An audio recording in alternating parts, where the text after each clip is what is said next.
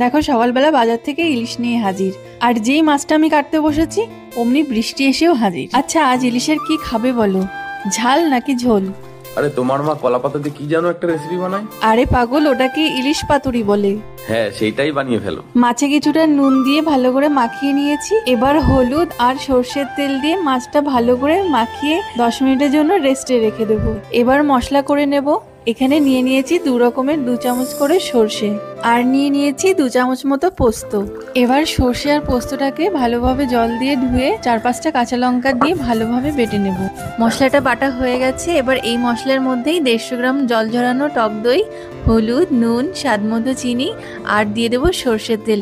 এবার সবকিছু দিয়ে মশলাটা কিছুক্ষণ ভালো করে মিক্সড করে নিতে হবে। মশলাটা মিক্সড হয়ে গেলে এখন কলা পাতাগুলোকে এপিট ওপিট করে একটু সেঁকে নেব। এবার এই পাতার মধ্যে বেশ কিছুটা ব্যাটার দিয়ে দেব মাছটা, আর মাছের ওপরে দিয়ে দেবো একটা কাঁচা লঙ্কা আর দিয়ে দেবো সর্ষের তেল। এবার মাছগুলোকে কলা পাতা দিয়ে চারপাশ থেকে ভালো করে মুড়ে দড়ি দিয়ে বেঁধে নিতে হবে। এবার একটা কড়াইতে কিছুটা সর্ষের তেল দিয়ে মাছগুলো এক এক করে দিয়ে দেব। পাতুরি কিন্তু এরকম ননস্টিকের কড়াইতে করলে বেশি ভালো হয়, এতে মাছ নিচের থেকে লেগে বা পুড়ে যাওয়ার কোনো ভয় থাকে না। এবার শুধু কাজ এক এক সাইড 10 মিনিট হালকা আঁচে ঢেকে দিয়ে ভালো করে ভেজে নিতে হবে।